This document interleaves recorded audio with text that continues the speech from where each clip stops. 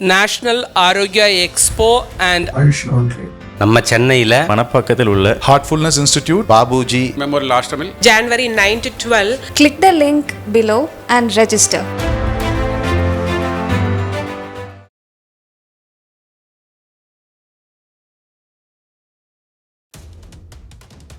அறுபத்தி ஐந்தாம் ஆண்டு தமிழ்நாட்டில் நடைபெற்ற இந்தி திணிப்புக்கு எதிரான மொழிப்போர் என்பது ஒரு தமிழ் தேசிய எழுச்சி. அது தமிழ் மக்களுடைய எழுச்சி மிக்க ஒரு நிகழ்ச்சி. இவ்வளவு காலம் அதற்கு ஒரு கலை வடிவம் தரப்பட்டு ஒரு திரைப்படம் கூட வரவில்லை என்பது பெரிய குறை. தமிழுக்கும் சேர்த்து சமஸ்கிருதம்தான் தாய்மொழி என்ற பொய்மையை முறியடித்து தமிழ்தான் எல்லாம், இந்த சமஸ்கிருதம் உள்ளிட்ட மற்ற மொழிகளுக்கும் சேர்த்து அடிப்படை, தமிழால் தனித்து இயங்க முடியும் என்பதை உலகிற்கு அறிவித்தவர் பெருந்தகை கால்டுவெல். அண்ணாவே அவருடைய தம்பிக்கு எழுதுகிற மடல்ல, பார்த்தாயா தம்பி, என் இனிய தம்பி சம்பத் அவர் உலக புகழ்பெற்ற தலைவர் நேருவுக்கு நேராக நின்று முகத்துக்கு நேராக எப்படி பேசியிருக்கிறான் பார்த்தாயா என்று ரொம்ப மகிழ்ச்சியோடு அதை பாராட்டுறார். அந்த மாதிரி இராணுவம், அது வரலாற்றில், தமிழ்நாட்டு வரலாற்றில் இராணுவம் சுட்டது, எந்திர துப்பாக்கியால் சுட்டது, அதுதான் முதல் முறை. ஜனங்க தெரிச்சு ஓடுறாங்க, ஓட ஓட விரட்டி அடிக்கிறாங்க, விரட்டி சுடுறாங்க. இவங்களை கொண்டுட்டு போய் சுடுகாட்டில் வச்சு, அந்த பாலக்காடு ரோட்டில் இருக்கிற சுடுகாட்டில் வச்சு எரிக்கிறாங்க. புதைக்கலை, யாரையுமே புதைக்கலை. அதுலேயும் பத்தாம போது மதுக்கரையில் மிலிட்ரி ஸ்டேஷன் இருக்கு, அங்கே கொண்டு போய் வச்சு எரிக்கிறாங்க. யாரையும் அந்த பக்கம் வரவிடலை. எல்லாம் எரிந்து போய்கிற வரைக்கும் ஊரே ஊரடங்கு உத்தரவு, வெளியில் வர முடியாது. அந்த இராணுவ படைக்கு தலைமை தாங்கி வந்தார் பாருங்க, ஒரு லெப்டினன்ட் ஜெனரலோ ஏதோ ஒருத்தர். அவர் பதவியிலேருந்து ஓய்வு பெற்றதற்கு பிறகு இங்கே தமிழ்நாட்டுக்கு திமுக தலைவர்களை சந்தித்து குறைந்தது 250 பேரை நாங்கள் சொல்கிறோம். நான் பதவியில் இருக்கும்போது இதை வெளியில் சொல்கிறதுக்கு எனக்கு அனுமதி இல்லை, இப்போ எனக்கு ஓய்வு பெற்றுட்டேன், என்னை யாரும் ஒன்றும் செய்ய முடியாது என்று அவர் சொன்னதாகவும், அந்த செய்தியை திமுக ஆதரவு தொலைக்காட்சியில் ஒளிபரப்பினதாகவும் நான் கேள்விப்படுறேன். நம்ம அதை விசாரித்தோம்னா அது உண்மையை கண்டுபிடிக்கலாம். மொழி போராட்டத்தினுடைய கோரிக்கை அது என்ன பலன் கொடுத்துச்சு? அது இப்போ திமுக ஆட்சிக்கு வர்றதுக்கு அது உதவியாக இருந்துச்சு, அந்த அலை, அதெல்லாம் சரி. இப்போ இன்றைக்கி என்ன இருக்குது? அந்த 17வது பகுதியை தான் நீக்கிட்டாங்களா, திருத்திட்டாங்களா? இப்பயும் இதுதானே ஆட்சி மொழியாக இருக்குது. இப்போ என்ன, இந்த இவ்வளவு பேர் உயிர் தியாகம் பண்ணி என்ன பலன் கிடைச்சிச்சு? தமிழக அரசியலை இரு துருவங்களாக பிரிக்க வேண்டும். ஒரு துருவத்தில் பச்சை தமிழர் காமராசர், மறு துருவத்தில் ராஜகோபாலாச்சாரியார். நீங்கள் எந்த பக்கம்னு ஆரம்பிப்பார் சம்பத். அப்போ இது ஒரு அளவுகோலை, இது ஒற்றை அளவுகோல் போதுமானா போதாது, அது வேற விஷயம். ஆனால் அன்னைக்கு அந்த ஒற்றை தான் அளவுகோலாக இருந்துச்சு. காமராஜர் ஆட்சியை பாதுகாக்கணும், சமூக நீதியை பாதுகாக்கணும், மூடிய பள்ளிக்கூடங்களை திறக்கணும், எல்லாரும் கல்வி கிடைக்க செய்யணும். இந்த கோணத்தில் இருந்து மட்டுமே இந்த பிரச்சனையாக இருக்கிறாங்க. இப்போ அண்ணா மற்றவங்கெல்லாம் ராஜாஜி பக்கம் நிற்கிறவங்க, எனவே அவங்களையெல்லாம் எதிர்த்தார். கண்ணீர் துளி பசங்கள்னு சொன்னார்.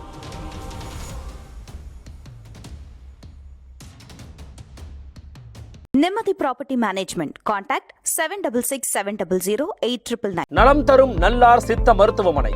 இதய நோய், சர்க்கரை நோய், பக்கவாதம், சிறுநீரக பிரச்சனை, தண்டுவடம் மற்றும் மூட்டு பிரச்சனைகளுக்கு மிகச்சிறந்த மருத்துவமனை. கிருஷ்ணகிரி, சென்னை மற்றும் மதுரை. தொடர்புக்கு 8807666117 மற்றும் 8807666118. ஃபோர்த் ஸ்டேட் தமிழ் நேயர்களுக்கு வணக்கம். இன்றைய சிறப்பு நேர்காணலில் நம்மோடு இணைந்திருக்கிறார் தமிழ் தேசிய விடுதலை இயக்கத்தின் பொதுச் செயலாளர் திரு தியாகு அவர்கள். வணக்கம் ஐயா. வணக்கம். எப்படி இருக்கீங்க? நல்லா இருக்கு. இப்போ சமீபத்தில் பராசக்தி என்ற படத்தினுடைய டீசர் வந்திருக்கு, நீங்கள் பார்த்துருப்பீங்க. அந்த படத்தினுடைய மையக்கருவாக என்ன இருக்குது அப்படின்னா, 1965 நடைபெற்ற இந்திய எதிர்ப்பு போராட்டத்தை தான் மையமாக வைத்து எடுக்கப்பட்டதாக சொல்லப்படுது. இந்திய இராணுவத்தை தமிழ்நாட்டுக்குள்ளே இறக்கினாலும் தமிழர்கள் அதற்கு எதிராக தான் போராடி இருந்தாங்க. இந்த மொழிப்போர் என்ற தீ 1965 தான் மையமாக சொல்கிறாங்க. ஆனால் 37, 38 காலகட்டத்திலே தொடங்கிடுச்சு. அதுலேருந்தே நம்ம ஆரம்பிச்சிடலாம்னு நினைக்கிறேன். அந்த காலகட்டத்தில் என்ன நடந்துச்சு? 65ஆம் ஆண்டு தமிழ்நாட்டில் நடைபெற்ற இந்தி திணிப்புக்கு எதிரான மொழிப்போர் என்பது ஒரு தமிழ் தேசிய எழுச்சி. அது தமிழ் மக்களுடைய எழுச்சி மிக்க ஒரு நிகழ்ச்சி. இவ்வளவு காலம் அதற்கு ஒரு கலை வடிவம் தரப்பட்டு ஒரு திரைப்படம் கூட வரவில்லை என்பது பெரிய குறை. இவ்வளவுக்கும் அந்த போராட்டத்தில் ஈடுபட்ட பலரே கலைத்துறைக்கு வந்தும் அந்த போராட்டத்தை போற்றக்கூடிய கட்சிகள் கலைத்துறையில் முக்கிய பங்கு வகித்தும் ஒரு திரைப்படம் கூட அதை மையக்கருவாக கொண்டு வரல. இப்பயாவது வருகிறதே என்பது ரொம்ப மகிழ்ச்சிக்குரியது, வரவேற்கத்தக்கது. இந்த மொழிப்போர் எப்படி தொடங்கியது என்று பார்த்தீங்கன்னா, வரலாறு நெடுகிலும் சமஸ்கிருத ஆதிக்கத்துக்கு எதிராக தமிழ் போராடி வந்திருக்கிறது. தமிழின் ஒரு பகுதியை சமஸ்கிருதம் சிதைத்து வேறு பல மொழிகளாக பிரிந்து போனது. ஆனால் சமஸ்கிருதத்தை எதிர்த்து இவ்வளவு ஆண்டு காலமும், கிட்டத்தட்ட 2000 ஆண்டு காலம் தன்னுடைய தனித்தன்மையை பாதுகாத்து கொண்டு அது நிலைத்திருக்கு. தமிழுக்கும் சேர்த்து சமஸ்கிருதம்தான் தாய்மொழி என்ற பொய்மையை முறியடித்து தமிழ்தான் எல்லாம் இந்த சமஸ்கிருதம் உள்ளிட்ட மற்ற மொழிகளுக்கும் சேர்த்து அடிப்படை, தமிழால் தனித்தியங்க முடியும் என்பதை உலகிற்கு அறிவித்தவர் பெருந்தகை கால்டுவெல். அது வரைக்கும் யாரும் செய்யலை. அதுக்கு முன்னால் எல்லிஸ் ஓரளவுக்கு பேசினார். கால்டுவெல் தான் அதை முழுமையாக திராவிட மொழிகளின் ஒப்பிலக்கணம்ங்கிற நூலில் நிறுவனர். அதுக்கு பிறகுதான் தமிழியல், தமிழ் தேசியம், திராவிடம் இந்த கருத்துக்களுக்கெல்லாம் ஒரு தத்துவ ஊற்றுக்கண்ணாக கால்டுவெலுடைய அந்த முடிவுகள் அமைந்தன. அவர் வெறும் மொழிநூல் ஆராய்ச்சியாளராக மட்டும் இல்லை, அவர் அகழ்வாராய்ச்சிகள் செய்தார். தமிழ்நாடு முழுவதும் இருக்கக்கூடிய மக்களை படித்தார். குறிப்பாக ஒடுக்குண்ட மக்களின் வாழ்க்கையை வரலாறாக மாற்றினார். அது இந்த நேரத்தில் நாம் நினைவு கூறணும். 38ஆம் ஆண்டு, அதாவது 37ஆம் ஆண்டு இந்தியா முழுவதும் மாகாண சட்டமன்றங்களுக்கு தேர்தல் நடக்குது. அப்போ இந்த சென்னை மாகாணம், தமிழ்நாடு பெரும்பாலும் கர்நாடகம், கேரளம், தெலுங்கு, ஆந்திரம் இதெல்லாம் கொஞ்சம் கொஞ்சம் சேர்ந்து ஒரு சென்னை மாநிலமாக இருந்துச்சு. அந்த சென்னை மாநிலம் நடக்கல, மொழிவழி மாநிலம் இன்னும் வரல. தமிழ்நாடுங்கிற பேரோ மொழிவழி மாநிலமோ வரல.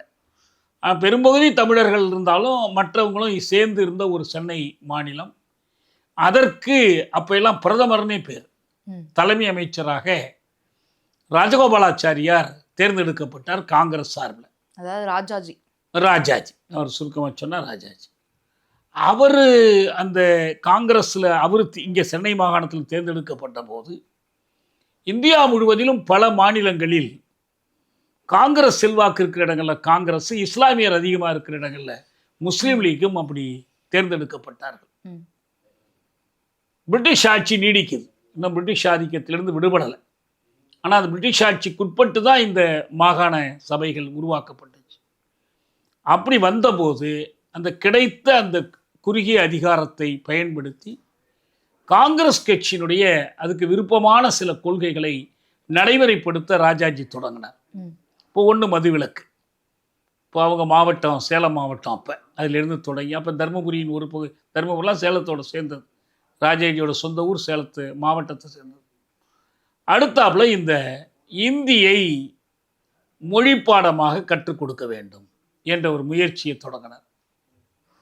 அப்போ ஏற்கனவே வடமொழிக்கு எதிராக, அயல்மொழி ஆதிக்கத்துக்கு எதிராக நீர்பூத்த நெருப்பாக இருந்த அந்த உணர்ச்சி இப்போது இந்த ராஜாஜியினுடைய இந்தி மொழி திணிப்புக்கு எதிராக வெடித்தது. மறைமலை அடிகள், நாவலர் சோமசுந்தர பாரதியார், முத்தமிழ் காவலர் கியாபே விஸ்வநாதன், தமிழ்நாடு இதழ் நடத்திய கருமுத்து தியாகராய செட்டியார், நிறைய தமிழறிஞர்கள் உடனடியாக இதற்கு எதிர்ப்பு தெரிவித்தாங்க.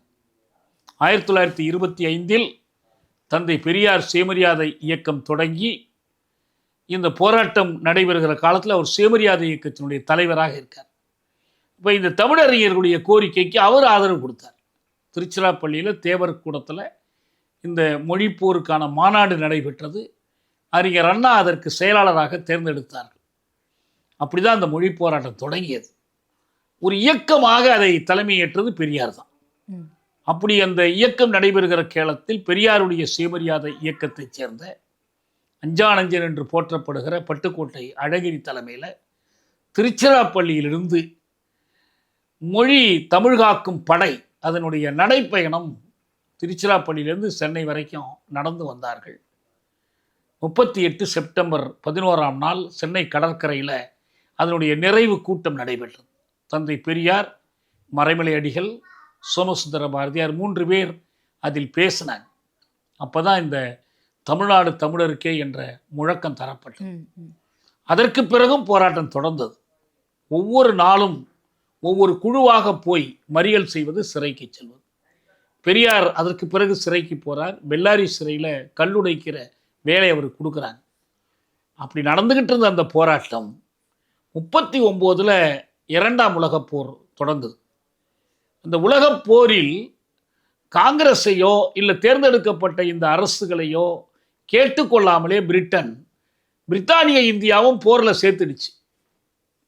இதை கண்டித்து இவங்கெல்லாம் அமைச்சர் பதவியை விட்டு விலகிட்டாங்க. அப்படி தான் அந்த சிக்கல் ஒரு முடிவு காணப்பட்டது. பிறகு ஒரு முறை 48க்கும் 52க்கும் இடையில் இதே போல இந்தி படிப்பதற்கு எதிரான ஒரு போராட்டமாக இது ஓரளவுக்கு நடந்துச்சு. அதன் தொடர்ச்சி தான் 65 இந்த மற்ற போராட்டங்கள் அது வரைக்கும் கல்வி மொழியாக பாடமொழியாக இந்தி வருவதற்கு எதிராக நடத்தப்பட்டு கொண்டிருந்த நிலை போய் இப்போ இந்த 65 இந்தி ஆட்சி மொழியாவதற்கு எதிரான போராட்டமாக அது மாறியது.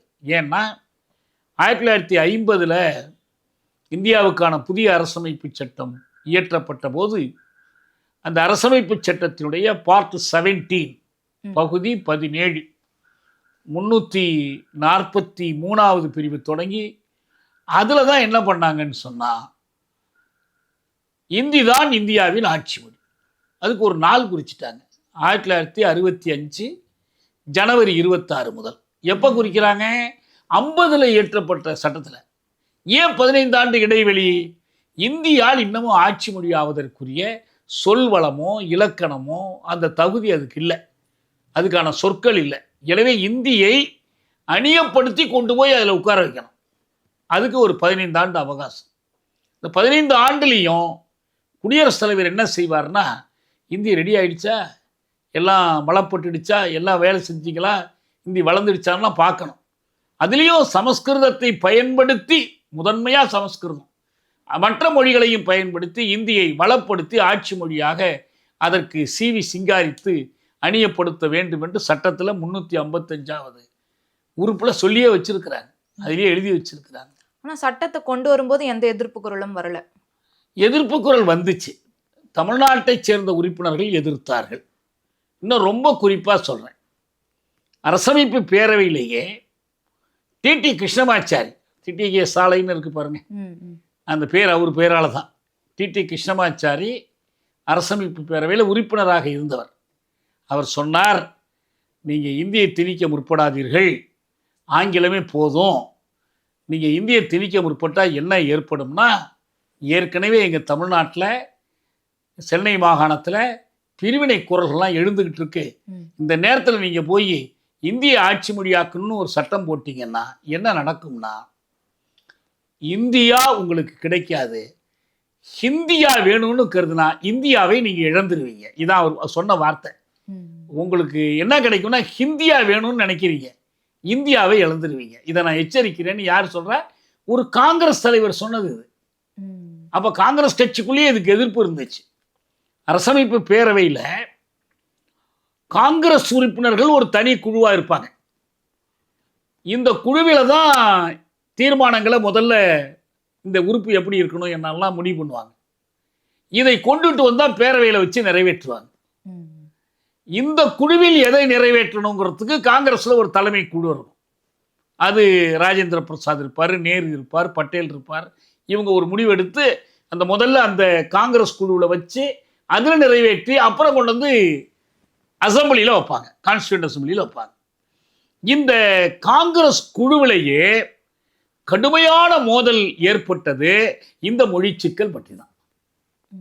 இந்தி வேணுமா வேண்டாமா, ஆங்கிலமே முழுமையாக நீடிக்கட்டுமா, என்னைக்காவது இந்தி வர்றதா வரலையா, சரிபாதியாக அந்த அவை பிளவுற்றது. அந்த அவையினுடைய தலைவர் தன்னுடைய சிறப்பு காஸ்டிங் ஓட் அதை பயன்படுத்தி தான் இந்தி பாஸ் ஆனிச்சு. நீங்கள் இன்னைக்கு அரசமைப்பு பேரவை உறுப்புகளின்படி 395 படி இந்த சட்டத்தை திருத்தணும்னா உங்களுக்கு 3/2 பங்கு பெரும்பான்மையெல்லாம் வேண்டும், மாநிலங்கள் ஒப்புதெல்லாம். அன்னைக்கு அதெல்லாம் இல்லை. ஒரு ஓட்டு மெஜாரிட்டியில் அந்த ஒரு ஓட்டும் எப்படி? கேஸ்டிங் ஓட்டு, சிறப்பு ஓட்டு அடிப்படையில் தான் இந்தி இந்த நாட்டின் ஆட்சி மொழியாக இன்னைக்கு தேர்ந்தெடுக்கப்பட்டது. அதான் காங்கிரஸ்குள்ள எதிர்ப்பு இருந்துச்சு, சரி. வேறு கட்சி உறுப்பினர்கள்ட்ட இருந்து எதிர்ப்பு வந்துச்சு. மாநிலங்கள்னு பார்த்தா தமிழ்நாடும் வங்காளமும் உறுதியாக எதிர்த்துருந்தாங்க. மற்ற மாநிலங்கள்ல அந்த அளவுக்கு எதிர்ப்பு இல்லை, சின்ன சின்ன அளவில் எதிர்ப்பு. சில பேர் வந்து இந்திக்காரங்களாகவே இருந்தாலும் கூட சோஷலிஸ்டுகள், முற்போக்காளர்கள், நம்ம மொழியை திணிக்கக்கூடாதுன்னு கருத்துடையவர்கள், அப்படி எதிர்த்தவர்கள்லாம் இருந்தாங்க. இப்படி தான் அந்த 65 அந்த நாள் குறிக்கப்பட்டு. ஏன் 65 போராட்டம்னா, தமிழ்நாட்டில் ஏற்கனவே திராவிட முன்னேற்ற கழகம் இந்த இந்தி வரப்போகிறது, இந்தி அரியணை ஏறப்போகிறது என்ற செய்தியை மக்கள்கிட்ட திருப்பி திருப்பி பரப்பி கொண்டும் மாநாடு நடத்தி கொண்டு போராட்டம் நடத்தி கொண்டு அண்ணாவும் திராவிட முன்னேற்ற கழகம் தமிழ்நாட்டில் மொழி தொடர்பான ஒரு விழிப்புணர்வை தோற்றுவித்து கொண்டே இருந்தார். அது மட்டுமல்ல, 57 திமுக 2 இடத்துல வெற்றி பெற்று நாடாளுமன்றத்துக்கு போயிடுச்சு. அதில் முக்கியமானவர் ஈவேகி சம்பத், இன்னொருத்தர் தர்மலிங்கம். ஈவேகி சம்பத் நல்ல பேச்சாளர், தமிழில் ஆங்கிலத்தில் பேசுவர், அரசியல் தெளிவு கொண்டவர், பெரியாருக்கு அண்ணன் புள்ள. திமுகவில் அண்ணாவுக்கு அடுத்த இடத்துல அவர் இருந்தார், திமுக பொருளாளராக இருந்தார். நான் அவரோட நல்ல நட்பாக பழகினேன், எனக்கு அவருடைய நிலைப்பாடுகள் நல்லா தெரியும். அவர் பார்லிமெண்ட்டில் நேரை நேருக்கு நேர் பார்த்து கேள்வி கேட்டார். எங்கள் மொழி தேசிய மொழி, எல்லா தேசிய மொழிகளையும் நீங்கள் ஆட்சி மொழிகள். அப்போ 14 மொழிகளை அரசமைப்பு சட்டத்தினுடைய அட்டவணையில் போட்டிருந்தாங்க. இந்த 14 மொழிகளும் ஆட்சி மொழிகளாக்குங்க. நீங்கள் எங்களை பார்த்து இந்தியை நாங்கள் ஏற்றுக்கொள்ளணும் என்று சொல்வதற்கு நாங்கள் ஏற்றுக்கொள்ள மாட்டோம். நாங்கள் ஒரு தேசம், எங்களுக்கு சுயநிர்ணய உரிமை உண்டு, எங்களுக்கு இறைமை வேண்டும், எங்கள் இறைமை நீங்கள் மறுக்க முடியாதுன்னு நேருவை பார்த்து நேருக்கு நேராக வாதிட்டவர் ஈவேகி சம்பத். அண்ணாவே வந்து அவருடைய தம்பிக்கு எழுதுகிற மடலில், பார்த்தாயா தம்பி, என் இனிய தம்பி சம்பத் அவர் உலக புகழ்பெற்ற தலைவர் நேருவுக்கு நேராக நின்று முகத்துக்கு நேராக எப்படி பேசியிருக்கிறான் பார்த்தாயா என்று ரொம்ப மகிழ்ச்சியோடு அதை பாராட்டுறார். அப்போ ஈவேகி சம்பத்துக்கு நேரு ஒரு உறுதிமொழி கொடுக்குறார். இந்தி பேசாத மக்கள் விரும்பும் வரை நாங்கள் இந்தியை திணிக்க மாட்டோம், ஆங்கிலம் இந்தியோடு துணை ஆட்சி மொழியாக நீடிக்கும். இது ஏற்கனவே சட்டத்திலேயே இந்த 343 ஒரு துணை உறுப்பு இருக்கு. நீங்க வந்து இந்தி ஆட்சி மொழி ஆனதற்கு பிறகும் தேவையை பொறுத்து ஆங்கிலத்தையும் தொடரலாம்னு இருக்கு. அதைத்தான் இவர் உறுதிமொழியாக கொடுக்குறார். ஜவஹர்லால் நேரு நேரடியாக ஈவேகி சம்பத்துக்கு ஒரு கடிதமே எழுதுறார். அந்த கடிதத்தில் இந்த உறுதிமொழியை கொடுக்குறார். இதுக்கு பேர் தான் நேரு உறுதிமொழி என்பது. இப்போ நேரு உறுதிமொழிக்குள்ளே இருக்கிற சூழ்ச்சி என்ன, அது எப்படி ஏமாற்று என்பது தனி. ஆனால் இந்த நேரு உறுதிமொழியெல்லாம் கொடுக்கறதுக்கு காரணம் என்னன்னா, 65 இந்த போராட்டம் வெடிக்காமல் தடுக்கணும் தான். ஆனால் 64ஆம் ஆண்டிலேயே கீழப்பழுவூர் சின்னசாமி நேரடியாக பக்தவச்சலத்தை போய் திருச்சி ரயில் சந்திப்பில் ஐயா இந்தியை திணிக்காதீர்கள்னு பேசி, பைத்தியக்காரையா இவனை விரட்டி விடியா அப்படின்னு அவர் சொல்ல போய் அவன் போய் தீக்குளித்தான். அதான் முதல் தீக்குளிப்பு தமிழ்நாட்டில். மொழிக்கான முதல் தீக்குளிப்பு சின்னசாமியினுடைய தீக்குளிப்பு தான். ஆனால் அதற்கு முன்பாகவே நடராசன் தாளமுத்து அவர்கள் வந்து, நடராசன் தாளமுத்து சிறையில் போய் அதில் இறந்து போனவர். அவங்க வந்து 38 மொழி போராட்டத்தில் இறந்து போனவங்க. பன்னீர்செல்வம் கேட்டார். தமிழ்நாடு சட்டசபையில் விவாதம் நடக்குது. விவாதம் நடக்கிற போது இவர் கேட்குறாரு, ராஜாஜி சொல்கிறார், யார் இந்தியை எதுக்கிறது, எல்லாரும் ஏற்றுக்கிறாங்க, இவர் 2 பேர் இருக்கிறாங்க, ஒருத்தர் நாவலர் சோமசுந்தர பாரதியார், இன்னொருத்தர் பன்னீர்செல்வம். அப்போ பன்னீர்செல்வம் சொன்னார், நாங்கள் 2 பேர் எதிர்க்கிறோம், நீங்கள் ஒருவர் திணிக்கிறீர்கள், நாங்கள் தான் பெரும்பான்மையினர். அதே போல் பெரியார் சொன்னார், இவன் கொடிகாத்த குமரன்கிறீங்க, கொடி காப்பதற்கு ஒருத்தன் செத்து போயிட்டான், எங்களுக்கு மொழி காப்பதற்கு 2 பேர் செத்து இருக்கிறான், இங்கேயும் நாங்கள் தான் பெரும்பான்மையினர் பெரியார். அதுதான் தாளமுத்து நடராசனுடைய கதை. ஆனால் இப்போ பின்னால் நடக்கிறது வந்து மொழி போராட்டத்தில் இவங்க இந்த இவர் சின்னசாமி தீக்குளித்தது 64. அண்ணா வந்து 65ஆம் ஆண்டு ஜனவரி 26ஆம் நாள் கருப்பு கொடி ஏற்றுமாறு அறிவித்தார். ஏன்னா அன்னைக்கு தானே இந்தி அரியணை ஏறும் நாள். எனவே அதை அறிவித்தார். அதுவும் அவர் ஒன்றும் அவங்க வீட்டிலேயே கொடி பறக்க விட சொன்னார். கருப்பு கொடி ஏற்றுங்கள்னு சொன்னார். எஸ்எஸ்ஆர் அப்போ திமுகவில் இருந்தார். அநேகமாக அவர் சட்டமன்ற உறுப்பினராகவும் இருந்தார் நினைக்கிறேன், தேனி உறுப்பினர் நினைக்கிறேன். அவர் தன்னுடைய வீட்டில் கருப்பு கொடி ஏற்றினார். அந்த காங்கிரஸ்காரர்கள் சூக்கா படை, சுதந்திரம் காக்கும் படைன்னு இந்த குண்டூசியில் விரலை குத்திக்கிட்டு ரத்தத்தில் கையெழுத்து போடுவாங்க. தலைவராக சுப்பராமன் ஒருத்தர் இருந்தார். அவங்க எஸ்எஸ்ஆர் வீட்டுக்கு முன்னால் போய் கல்லால் அடித்து கலாட்டாலாம் பண்ணாங்க. பல இடங்களில் கலவரங்கள் நடந்துச்சு. இதெல்லாம் 26. ஆனால் ஒரு நாள் முன்னதாகவே திமுக அறிவித்ததே ஜனவரி 26. ஆனால் போராட்டம் ஜனவரி 25லே தொடங்கிடுச்சு. சிதம்பரத்தில் அண்ணாமலை பல்கலை மாணவர்கள் ஊர்வலமாக போனாங்க. ராஜேந்திரன் சுட்டு கொல்லப்பட்டான். அவன் தான் தமிழ்நாட்டில் துப்பாக்கி குண்டுக்கு பலியாகி இறந்த முதல் மொழிப்போர் வீரர். அதே நாளில் மதுரையில் காளிமுத்துவும் காமராசனும் அவங்க 2 பேரும் அமெரிக்கன் கல்லூரி மாணவர்கள் தெப்பக்குள கரையில் வைத்து அரசமைப்பு சட்டத்தின் 17வது பகுதியை தீயிட்டு கொளுத்தினாங்க. இப்படி இந்த போராட்டம் பரகணுச்சு. இங்கே சென்னையில் அரங்கநாதன், சிவலிங்கம், மயிலாடுதுறையில் இப்படி ஒவ்வொரு ஊர்லேயா இது பரவணுச்சு. ஒரு 6 பேர் தீக்குளித்தார்கள். தமிழ் வாழ்க, இந்தி ஒழிக என்ற முழக்கத்தோடு அந்த தேக்கு மர தேகத்தை தீக்கி தின்ன கொடுத்தார்கள்னு பாரதிதாசன் எழுதுவார். அந்த மாதிரி நடந்தது தான் அந்த போராட்டம். இந்திய போராட்டத்தினுடைய 65ஆம் போராட்டத்துக்கு காரணம் அதுதான்.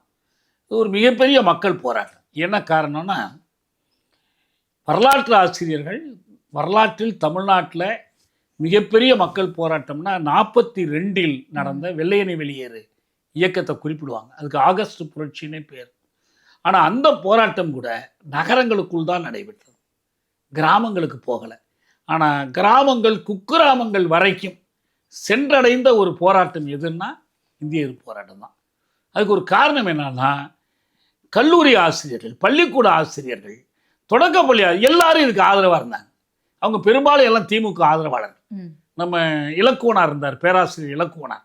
மதுரையில் அவர் என்ன பண்ணார், வேலை போனால் போகட்டும்ட்டு தெருவில் இறங்கி மாணவர்களை திரட்டி கொண்டு ஊர்வலமாக சென்றார்.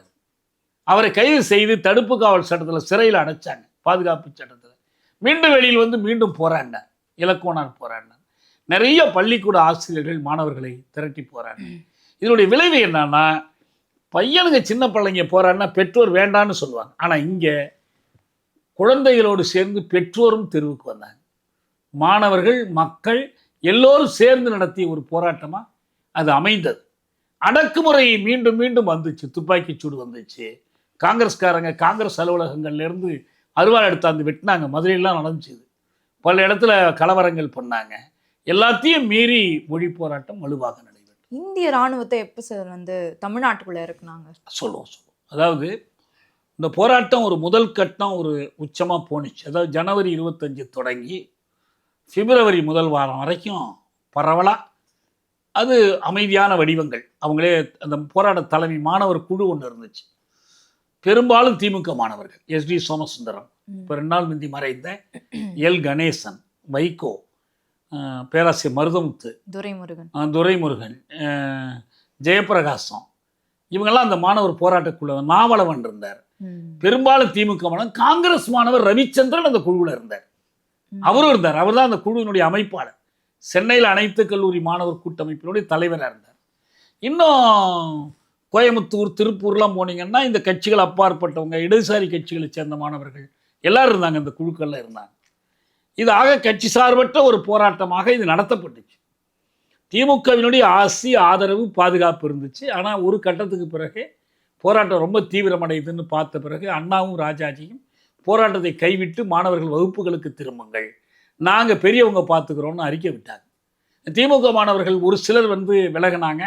ஆனால் போராட்டம் நிற்கலை. அதனால் திரும்ப அவங்களும் வந்து சேர்ந்துக்கிட்டாங்க. குறிப்பாக அதுக்கு பிறகு தான் அந்த கொங்கு பகுதியில் பெரிய அளவில் இந்த எழுச்சி உருவானுச்சு. போராட்டம் மிக தீவிரமாக நடத்தப்பட்டுச்சு. அதை ஒட்டி தான் இந்திய இராணுவத்தை வரவழைத்து கோயம்புத்தூரில் இடம்பெற செய்தார்கள். சென்னையிலே இருந்தாங்க, சென்னை கோட்டையில் வச்சாங்க. அங்கே அப்போ ஒரு செய்தி நமக்கு கிடைச்சிருக்கிற செய்தி என்னன்னா, இராணுவத்தை வரவழைக்கலாமா வேண்டாமா? ஏன்னா வரலாற்றில் அது வரைக்கும் இராணுவம் வந்ததில்லை. எந்த போராட்டத்திலும் இந்திய இராணுவத்தை கொண்டு வந்து அடக்கிற முயற்சி நடந்ததில்லை. இப்போ இராணுவம் வந்து தான் ஆகணும், இல்லைன்னா போலீஸை வச்சு நம்மளால் சமாளிக்க முடியல என்று அவங்க விவாதிக்கும் போது அன்றைக்கு முதலமைச்சராக இருந்தவர் பக்தவச்சலம், உள்துறை அமைச்சராக இருந்தவர் கக்கன், காவல்துறை தலைவராக இருந்தவர் அருள். இதுல முதலமைச்சரும் உள்துறை அமைச்சரும் இராணுவம் வேணும்னு கேட்குறாங்க. போலீஸ் தலைவராக இருந்த அருள் மட்டும் இல்லை, நாம் போலீஸை வைத்தே சமாளித்து கொள்ளலாம்.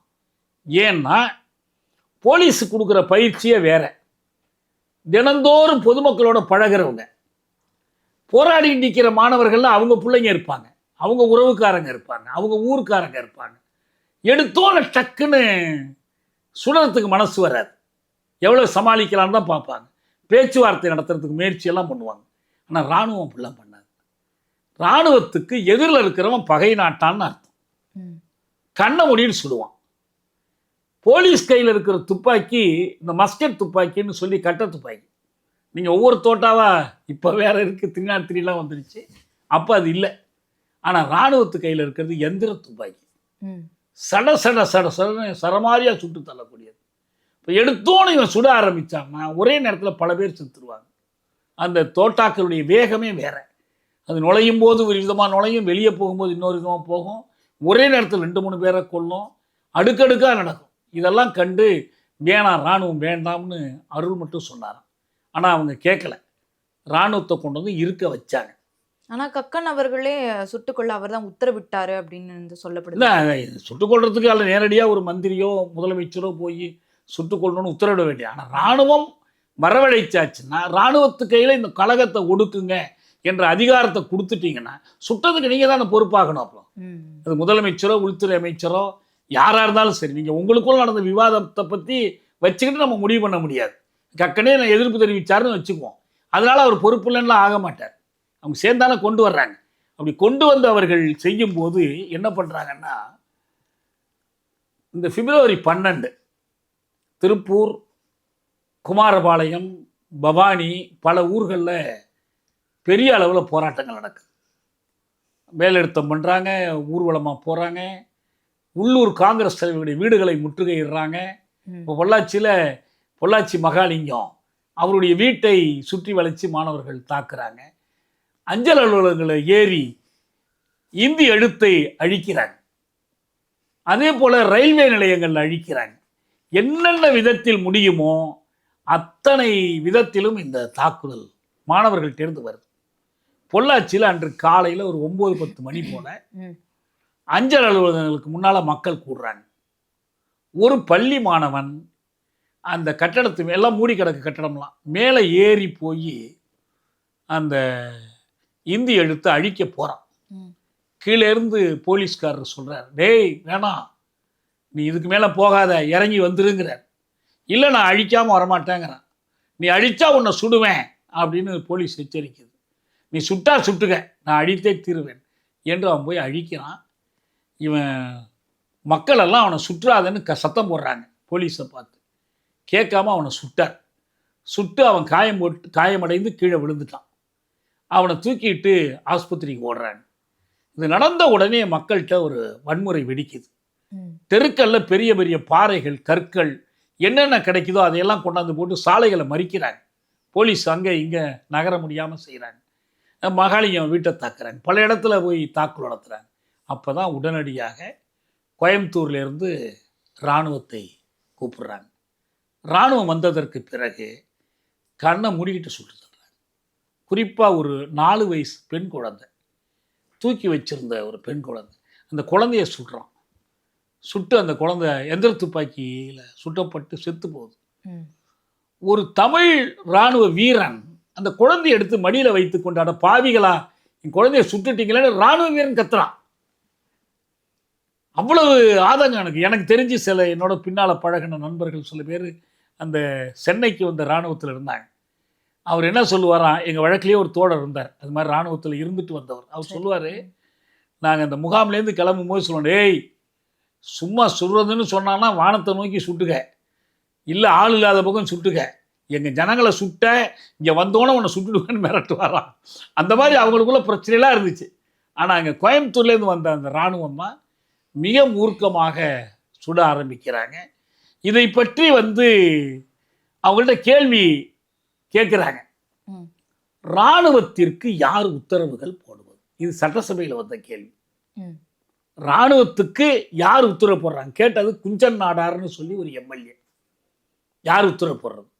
அப்போ அதற்கு அவர் முதலமைச்சர் பக்தவச்சலம் சொன்ன பதில் அப்படியே நான் படிக்கிறேன். நான் வருத்தப்படுகிறேன், இந்த கேள்விக்கு எந்த பதிலும் என்னால் கூற முடியாது. கேள்விக்கு என்கிட்ட பதில் இல்லை, என்னால் சொல்ல முடியாது. ஏன் சொல்ல அனுமதி கிடையாது அவருக்கு. இராணுவம் மக்களை சுட்டதை ஒத்துக்கொள்வதற்கு அவருக்கு மனசு இல்லை, அதனால் நான் பதில் சொல்லாமல் இருந்துக்கிறேன் என்று தான் அவர் சொல்றார். அந்த மாதிரி இராணுவம், அது வரலாற்றில், தமிழ்நாட்டு வரலாற்றில் இராணுவம் சுட்டது, எந்திர துப்பாக்கியால் சுட்டது, அதுதான் முதல் முறை. ஜனங்க தெரிச்சு ஓடுறாங்க, ஓட ஓட விரட்டி அடிக்கிறாங்க, விரட்டி சுடுறாங்க. இவங்களை கொண்டுட்டு போய் சுடுகாட்டில் வச்சு, அந்த பாலக்காடு ரோட்டில் இருக்கிற சுடுகாட்டில் வச்சு எரிக்கிறாங்க. புதைக்கலை, யாரையுமே புதைக்கலை. அதுலேயும் பத்தாம போது மதுக்கரையில் மிலிட்ரி ஸ்டேஷன் இருக்கு, அங்கே கொண்டு போய் வச்சு எரிக்கிறாங்க. யாரையும் அந்த பக்கம் வரவிடலை. எல்லாம் எரிந்து போய்கிற வரைக்கும் ஊரடங்கு உத்தரவு, வெளியில் வர முடியாது. மீறி மாலையில் வெளியில் வருகிற போது யாரும் அந்த பக்கம் போகக்கூடாது.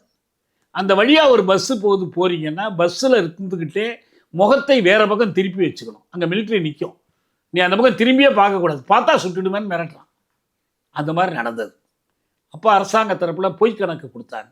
20 பேர் 25 பேர் இப்படிலாம் கொடுத்தாங்க. எதிர்கட்சிகள் இன்னும் கொஞ்சம் கூட இருக்கும், 60 70 80 என்றெல்லாம் சொன்னாங்க. ஆய்வாளர்கள் அந்த பகுதியில் நடந்த துப்பாக்கி சூடுகள் பற்றி, நானே பொள்ளாச்சியில் ஒரு 2 ஆண்டு இருந்தேன். ஒரு 2 ஆண்டு முன்னால் இந்த பொள்ளாச்சி பற்றி அங்கே ஒரு நிகழ்ச்சி நடத்தணும், ஒரு 3-4 ஆண்டு இருக்கும்னு நினைக்கிறேன். அப்போ அதில் பார்த்தவங்க, இப்போ இந்த எம்எல்ஏவாக இருக்கார் பாருங்க, இப்போ அங்கே பொள்ளாச்சி ஒரு பேர் என்னங்க, ஜெயராமன், அவரெல்லாம் சின்ன வயசில் அவங்க அப்பா கூட இந்த போராட்டத்தை பார்க்க போனேன்னு சொன்னார். அவங்கெல்லாம் நிறைய அப்படி நடந்துச்சுன்னு சொல்கிறாங்க. அப்போ எல்லாம் சேர்ந்து ஒரு கணக்குக்கு வந்தாங்க, ஒரு 100 பேர் இருக்கும்பா, இல்லை 120 இருக்கணும். இதெல்லாம் முடிந்து சில ஆண்டுகள் கழித்து அந்த இராணுவ படைக்கு தலைமை தாங்கி வந்தார் பாருங்க, ஒரு லெப்டினன்ட் ஜெனரலோ ஏதோ ஒருத்தர். அவர் பதவியிலேருந்து ஓய்வு பெற்றதற்கு பிறகு இங்கே தமிழ்நாட்டுக்கு திமுக தலைவர்களை சந்தித்து குறைந்தது 250 பேரை நாங்கள் சுட்டுக் கொண்டோம். நான் பதவியில் இருக்கும்போது இதை வெளியில் சொல்கிறதுக்கு எனக்கு அனுமதி இல்லை, இப்போ எனக்கு ஓய்வு பெற்றுட்டேன், என்னை யாரும் ஒன்றும் செய்ய முடியாது என்று அவர் சொன்னதாகவும், அந்த செய்தியை திமுக ஆதரவு தொலைக்காட்சியில் ஒளிபரப்பினதாகவும் நான் கேள்விப்படுறேன். நம்ம அதை விசாரித்தோம்னா அது உண்மையை கண்டுபிடிக்கலாம். இதான் நடந்துச்சு. ஆக 10 20 100 150 200 250ங்கிறத விட போராடிய பொதுமக்களை, போராடாமல் வேடிக்கை பார்த்தவர்கள் உட்பட அப்பாவிகளை, ஆண் பெண் வயோதிகர்கள், குழந்தைகளை, 4 மாத குழந்தை உட்பட இந்த குழந்தைகளை இந்திய இராணுவம் எல்லையில் போயெல்லாம் நடக்கலை, உள்நாட்டுக்குள் சுட்டு கொன்றது. இந்த இராணுவத்தை கொண்டு இறக்குனதுடைய மிக மோசமான ஒரு விளைவு. இந்த படத்தில் எந்த அளவுக்கு அந்த காட்சிகளை அமைக்கிறாங்க, எந்த அளவுக்கு அது தணிக்கைக்கு தப்பி நம்மக்கிட்ட சேரப்போகுதுன்னு நமக்கு தெரியாது. ஆனால் நம்ம இந்த காரணமாக வைத்து அந்த செய்திகளை நம்ம மக்கள்கிட்ட சொல்லலாம். எனக்கு இதில் ஒன்று தான் ஒரு கேள்வி என்னன்னா, மொழி போராட்டத்தினுடைய கோரிக்கை அது என்ன பலன் கொடுத்துச்சு? அது இப்போ திமுக ஆட்சிக்கு வர்றதுக்கு அது உதவியாக இருந்துச்சு, அந்த அலை, அதெல்லாம் சரி. இப்போ இன்றைக்கி என்ன இருக்குது, அந்த 17வது பகுதி ஏதாவது நீக்கிட்டாங்களா, திருத்திட்டாங்களா? இப்பயும் இதுதானே ஆட்சி மொழியாக இருக்குது. இப்போ என்ன, இந்த இவ்வளவு பேர் உயிர் தியாகம் பண்ணி என்ன பலன் கிடச்சிச்சு? இவ்வளவு கேள்விகளும் ஒரு பக்கம் இருக்குது. இன்னொரு பக்கம் நான் என்ன கேட்குறேன்னா, இங்கே பொள்ளாச்சியை குறிப்பிட்டு கேட்கறதுனால, இப்போ திருப்பூர் மற்ற எல்லா இடத்துலையும் நடந்துச்சு, அந்த பொள்ளாச்சியை குறிப்பிட்டு கேட்கறதுனால என்னுடைய கேள்வி என்னன்னா, இந்திய இராணுவம், நீ இராணுவத்தை அமைக்கும் போது என்ன சொல்லி அமைக்கிற? தமிழ்நாட்டிலேருந்து போய் மெட்ராஸ் ரெஜிமெண்ட், மദ്രാஸ் ரெஜிமெண்ட்னு சேர்றாங்க. தர்மபுரியில் வேலை இல்லாத இளைஞர்கள் அதிகமாக இராணுவத்துக்கு போகிறாங்க, இங்கே பிழைக்க வழி இல்லாமல் போகிறாங்க. பீகாரில் இப்போ நம்ம பார்த்தோம், அக்னிபாத் போராட்டமே நடந்துச்சு. ஏன் அந்த இளைஞர்களுக்கு இராணுவத்தோட்ட வேறு வேலை வேணும்? என்ன சொல்லி நீ சேர்த்துக்கிட்டு போகிற? எல்லையை காப்பதற்கு, நாட்டை பாதுகாப்பதற்கு, தாய்நாட்டுக்காக நீ செத்து போயிட்டா உன் குடும்பத்தை அரசு பாதுகாக்கும், உன்னை வச்சு நாங்கள் பாராட்டுவோம், உனக்காக ஆண்டுதோறும் வீர வணக்கம் செலுத்துவோம். அந்த இராணுவத்தை கொண்டு தங்கள் மொழிக்காக போராடிய பொதுமக்கள், மாணவர்களை சுடுவதற்கு பயன்படுத்தியது என்ன நியாயம்? அப்போ நம்ம என்ன கேட்கணும், எந்த இராணுவ அதிகாரி சுட்டான், எந்த இராணுவ சிப்பாய் சுட்டாங்கலாம் இருக்கட்டும், அதற்கு உத்தரவு போட்டு அரசு மன்னிப்பு கேட்கணும் மக்கள்கிட்ட. இந்த கோரிக்கை வேண்டாமா?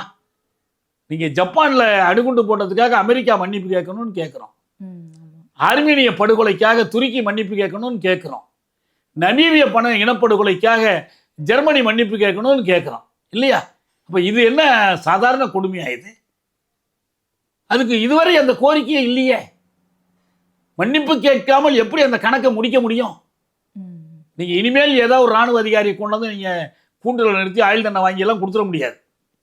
ஆனால் உண்மை மக்களுக்கு தெரியணும்.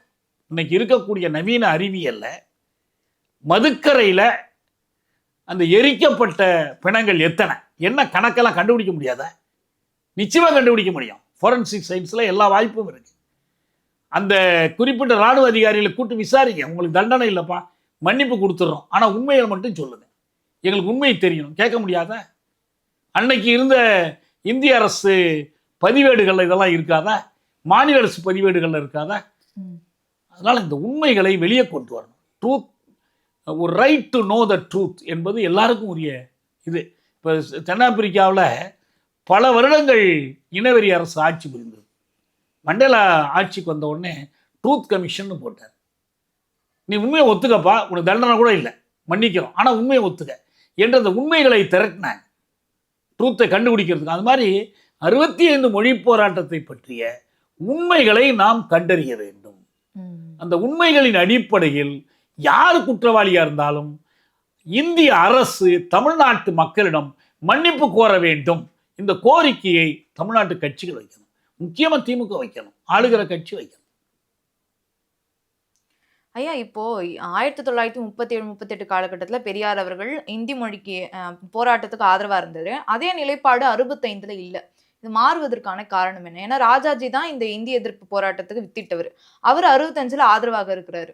அதான் முதல் மொழி போர் இந்த 38 காலத்தில் முடிஞ்சு 50 புதிய அரசமைப்பு சட்டம் வந்து இந்த மாநில அரசுகள் புதுசாக பொறுப்பேற்குது. இப்போ அன்னைக்கு சென்னை மாகாணமாக இருக்கக்கூடிய அந்த தமிழ்நாட்டில் ராஜகோபாலாச்சாரி ஆட்சிக்கு வர்றார். ராஜகோபாலாச்சாரி என்பவர் குலக்கல்வி திட்டத்தினுடைய பிதாமகன். அவர் ஆச்சாரியார்னு தான் அண்ணாவே எழுதுவார். ரொம்ப பிற்போக்கானவர், குள்ளுகப்பட்டன்லாம் அவரை சொல்லுவாங்க. அவர் சூழ்ச்சியாக தான் ஆட்சிக்கு வந்தார். அவர் எந்த தேர்தலையும் போட்டி போட்டு எம்எல்ஏ எம்பி ஆனதில்லை. நாட்டுக்கே தலைமை ஆளுநரெல்லாம் இருந்துட்டு வந்தவர். இங்கேயும் கூட காங்கிரஸுக்கு பெரும்பான்மையே இல்லை. வேறு கட்சிகளை விலைக்கு வாங்கி, எம்எல்ஏக்களை விலைக்கு வாங்கி தான் அவர் ஆட்சி பொறுப்புக்கு வர்றார். ஆனால் எப்படி 38 ஆட்சி பொறுப்புக்கு வந்த உடனே இந்த மதுவிலக்கு திட்டத்தையும் இந்தி திணிப்பையும் கொண்டு வந்தாரோ, அதே போல் இப்போ என்ன பண்ணுறாருன்னா குலக்கல்வி திட்டத்தை கொண்டு வர்றார். இந்த குலக்கல்வி திட்டத்தை மிக கடுமையாக பெரியார் எதிர்க்கிறார். ஏன்னா நம்ம குழந்தைகளுக்கு கல்வி வேணும், குறிப்பாக பிசி எஸ்சி குழந்தைகளுக்கு கல்வி வேணும். இவர் ராஜாஜி அந்த பள்ளிக்கூடங்களை மூடுறார். நீ வேணா வீட்டில் போய் அப்பந்தொழிலை செஞ்சுக்கன்னு சொல்றார். இப்போ அதற்கான எதிர்ப்பு காங்கிரஸ்குள்ளேயே வருது. காங்கிரஸ்குள்ளேயே வரும்போது காமராஜர், வரதராஜன் நாயுடு இவர்களெல்லாம் ராஜாஜிக்கு எதிராக நிற்கிறாங்க. பெரியார் என்ன பண்ணாரு? கட்சியெல்லாம் பார்க்காத, நீ குலக்கல்வி திட்டத்தை தோற்கடிக்கிறதா இருந்தால் உனக்கு எங்களுடைய ஆதரவு. 52 தேர்தலில் பெரியார் கம்யூனிஸ்டுகள் தான் ஆதரிச்சார், காங்கிரஸ் ஆதரிக்கலை. பிடி ராஜனுக்கு எதிராக பீராமூர்த்தி ஆதரிச்சவர் அவர் மதுரை தொகுதியில். ஆனால் இப்போ இந்த காமராஜரை கொண்டு உட்கார வச்சு திறந்த பள்ளிகளை, மூடிய பள்ளிகளை மீண்டும் திறக்கணும், குலக்கல்வி திட்டத்தை கைவிட வேண்டும் என்பதில் மிக முனைப்பாக களத்தில் இறங்கினார். காமராஜர் மீது முழு நம்பிக்கை வைத்தார். குடியாத்தம் தொகுதியில் காமராஜரை போட்டியிட வைத்து அவருடைய வெற்றிக்கு பெரியார், அண்ணா 2 பேரும் 2 எதிர் முகாமில் இருந்தவங்க சேர்ந்து உழைக்கிறாங்க. ராஜாஜியை தோக்கடிச்சாச்சு, காமராஜரை கொண்டு வந்தாச்சு. இதிலிருந்து தொடங்குது பெரியாருடைய காமராஜ் ஆதரவு அரசியல். அப்போ இந்த காமராஜுக்கு எதிரானவர்களை பூரா யாரா பார்க்குறாருன்னா ராஜாஜி பக்கம்னு பார்க்குறாரு. இப்போ நான் பல கூட்டங்களில் சம்பத் பேசும்போது நான் கேட்டிருக்கிறேன், தமிழக அரசியலை 2 துருவங்களாக பிரிக்க வேண்டும். ஒரு துருவத்தில் பச்சை தமிழர் காமராசர், மறுதுருவத்தில் ராஜகோபாலாச்சாரியார், நீங்கள் எந்த பக்கம்னு ஆரம்பிப்பார் சம்பத். அப்போ இது ஒரு அளவுகோலை, இது ஒற்றை அளவுகோல் போதுமானா போதாது, அது வேற விஷயம். ஆனால் அன்னைக்கு அந்த ஒற்றை தான் அளவுகோலாக இருந்துச்சு. அந்த ஒற்றை அளவுகோலை வைத்து பார்க்கும்போது எந்த பிரச்சனை எழுந்தாலும் இந்த அளவுகோலை வைத்துக்கொண்டு பெரியார் பார்த்தார். அப்போ என்ன கருதினாரு, இந்த காமராஜருடைய, அப்போ பக்தவச்சலம் தான் முதல்வர், ஆனால் காமராஜ் தான் அகில இந்திய காங்கிரஸ் தலைவராக இருக்கார்.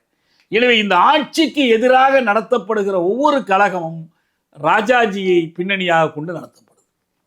ராஜாஜி என்ன கொள்கையை முன்வைக்கிறாரு, 38 அவரை எதிர்த்து மொழி போராட்டம். அப்ப அவருடைய கொள்கை என்ன, இங்கிலீஷ் நெவர் ஹிந்தி எவர்.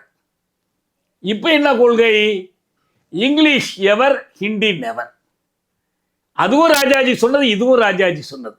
ராஜாஜி அதை சொன்ன போது பெரியார் எதிர்த்தார், இப்ப இதை சொன்ன போதும் எதிர்க்கிறார். இதுதான் அவருடைய அளவுகோல். இந்த அளவுகோல் அடிப்படையில் இந்த இந்தி திணிப்பு, அதை எதுக்கிறது, இதெல்லாம் பெரிய பிரச்சனை இல்லைப்பா. காமராஜர் ஆட்சியை பாதுகாக்கணும், சமூக நீதியை பாதுகாக்கணும், மூடிய பள்ளிக்கூடங்களை திறக்கணும், எல்லாரும் கல்வி கிடைக்க செய்யணும். இந்த கோணத்தில் இருந்து மட்டுமே இந்த பிரச்சனை அணுகினார். இப்போ அண்ணா மற்றவங்கெல்லாம் வந்து ராஜாஜி பக்கம் நிற்கிறவங்க, எனவே அவங்களையெல்லாம் எதிர்த்தார். கண்ணீர் துளி பசங்கள்னு சொன்னார். இவங்க கலாட்டா செய்கிறாங்க, காளித்தனம் பண்ணுறாங்க. தினத்தந்தி மாதிரி ஏடுகளில் இந்தின்னா ஒரு படம் போடுவாங்க, அரக்கி, இந்தி அரக்கி, அரியணையில் இந்தி அரக்கி அப்படின்னு ஒரு கார்ட்டூன் படம்லாம் போடுவாங்க.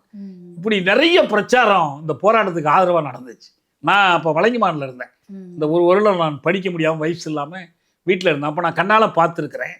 திராவிடர் கழக தோழர்கள் என்ன செய்வாங்கன்னா, வண்டியில் காலையில் ஏடுகள் வருது பாருங்கள், தினத்தந்தி தினமணி ஏட்டெல்லாம் வெளியில் எடுத்து போட்டு கொளுத்துவாங்க.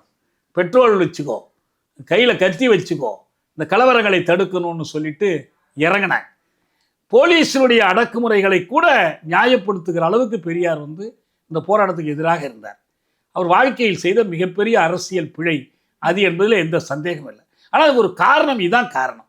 ஒன்று, காமராஜர் பிரதானமா தனக்கு யார் எதிரியோ அவர் மட்டும்தான் தனக்கு எதிரினா, பெரியார் தனக்குன்னு அவர் ஏதாவது ஒரு பதவிக்கு போட்டி போட்டாரா, நான் முதலமைச்சர் ஆகிறதுக்கு இவன் எதிரி, நான் எம்எல்ஏ ஆவதற்கு எதிரி, நான் பணம் சம்பாதிக்க, அப்படிலாம் பார்க்கல. அவர் பார்த்தது அவர் நம்பிய இடஒதுக்கீட்டு கொள்கை, அவர் நம்பிய சமூக நீதி கொள்கைக்கு இவங்க எதிரின்னு கருதுனா அவங்கள எதிர்த்தார். அவர் சொன்னார், காமராஜர் என்கிட்ட சொல்கிறாரு, நீங்கள் என்ன ஆதரித்து காங்கிரஸ் ஆட்சியில் உட்கார வச்சிங்கன்னா நம்ம ஒரு சோஷியலிஸ்ட் சமுதாயத்தையே படைச்சிடலான்னு சொல்கிறாரு. நான் நினைக்கிறேன் அவர் சொல்கிற மாதிரிலாம் நடக்காது. தமிழ்நாடு பிரிஞ்சு விடுதலை அடைஞ்சாதான் நம்ம நினைக்கிற சமுதாயத்தை அமைக்க முடியும்னு நினைக்கிறேன். ஆனால் காமராஜர் சொல்கிறத நம்ம ஏற்று அதுக்கு ஆதரவு கொடுக்கணும், அந்த வாய்ப்பு அவருக்கு கொடுத்து பார்க்கணும்னு சொல்கிறார். இந்த அளவுக்கு வந்து அவருடைய நம்பிக்கை, காமராஜ் பற்றிய நம்பிக்கையை மயக்கம். இப்போ என்னை போன்றவர்களுக்கெல்லாம் பெரியார் சொல்கிறது ஒரு பெரிய நம்பிக்கையை கொடுத்துச்சு. காமராஜரை சோசியலிச சிற்பின்னு போற்றுவது, அவர் தான் வந்து ஏழை பங்காளர், கல்வி கொடுத்த கடவுள், இப்படியெல்லாம் போற்றப்பட்டார். இதுக்கு எதிரானவர்கள் கண்ணை மூடிட்டு எதிர்த்தோம். அது ராஜாஜியாக இருந்தாலும் சரி, ராஜாஜியோட போய் அண்ணா நிற்கிறாருங்கிறது தான் அங்கே பெரிய குற்றச்சாட்டு. இந்த 65 இந்திய எதிர்ப்பு போராட்டம் வந்து அண்ணா தலைமையில தான் நடக்குது அப்படின்றதுக்காக தான் பெரியார் அவர்கள் எதிர்த்தார் அப்படின்னு எடுத்து, அது ஒரு காரணி. என்ன காரணின்னா, அண்ணாவும் மற்றவர்களும் இவரிடமிருந்து விலகி போனவர்கள், இவரை கடுமையாக எதிர்த்தவங்க. முரசொலியில் பார்த்தீங்கன்னா பெரியாரை பற்றி மிக கடுமையான தாக்குதல் கலைஞர் எழுதுவார். உங்களுக்கு வந்து கண்ணீர் துளி பசங்கள்னு தான் அவங்கள பற்றி பெரியார் எழுதுவார், விடுதலையில் எழுதுவார். திமுகன்னு ஒரு அங்கீகாரம் கூட கொடுக்க மாட்டார், அவ்வளவு கடுமையான எதிர்ப்பு அவர்கிட்ட இருந்துச்சு. அப்போ இது ஒரு கூடுதல் காரணி. முதன்மை காரணி காமராஜருக்கான ஆதரவு. அடுத்த காரணி இவங்கெல்லாம் தனக்கு எதிரானவர்கள், இவங்களை நம்ப முடியும். எல்லாம் பாருப்பா, ராஜாஜிகிட்ட போய் விழுந்துட்டானுங்க, அவருடைய சூழ்ச்சிக்கு பலியாயிட்டாங்க என்று தான் பார்த்தார். அவர் மட்டும் இல்லை, அந்த மாதிரி பார்த்தவர்கள் பல பேர் இருந்தாங்க.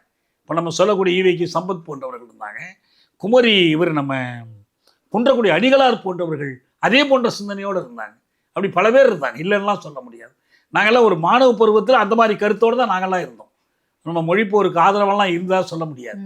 அது காரணம் இதுதான். அது சரியில்லைங்கிறது வேற செய்தி. ஆனால் அன்னைக்கு அப்படி தான் அந்த பிரச்சனையை புரிந்து கொள்ளணும். அவருடைய நிலைப்பாட்டை நம்ம we are not trying to justify him, we are trying to understand him, to explain his stand. அதான் முக்கியம். அவருடைய நிலைப்பாட்டை விளக்கணும்னு முயற்சி பண்ணுறோம். அவ்வளோதான். மொழிப்போர் தொடர்பாக விரிவான விளக்கத்தை அளித்தமைக்கு நன்றி. நன்றி.